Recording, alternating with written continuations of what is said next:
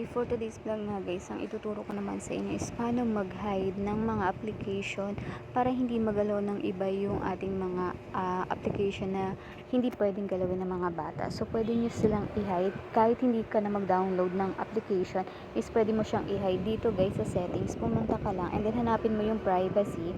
Pag nandiyan ka na sa privacy, i-click mo lang guys yung hide app. So, yan. Isi-set mo lang yan ang password mo guys. So, ilagay mo lang yung password mo para hindi siya na-open ng kahit na sino. Tapos nakatago pa siya dito guys. Mabubuksan nyo lang to, i-open nyo lang, ito-turn on nyo lang ulit yung hide apps at makikita ulit nyo yung tinago nyong application.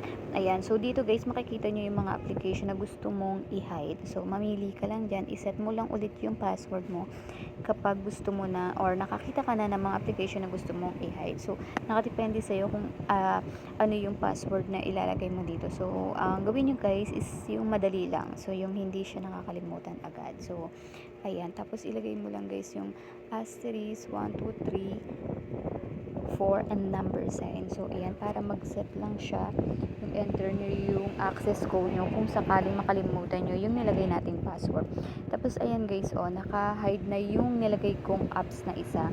So kapag pinuntahan mo yan sa inyong home settings ng inyong cellphone, ayan guys, hindi nyo na makikita yung application na nandiyan kasi tinago na nga natin. So mabubuksan mo lang ulit yan o lalabas lang ulit yan guys kapag inopen mo ulit yung hide apps tapos ilagay mo lang ulit. Ayan guys, bumalik ulit yung tinago natin. So ganun lang yung gagawin nyo.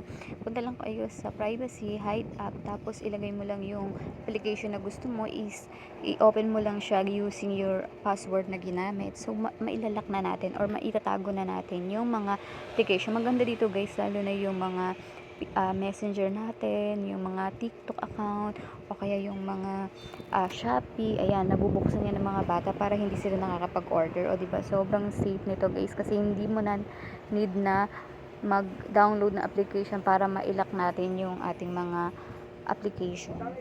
So, iyan guys. So, napakadali lang guys. Kaya kung ako sa inyo guys, itry nyo na to.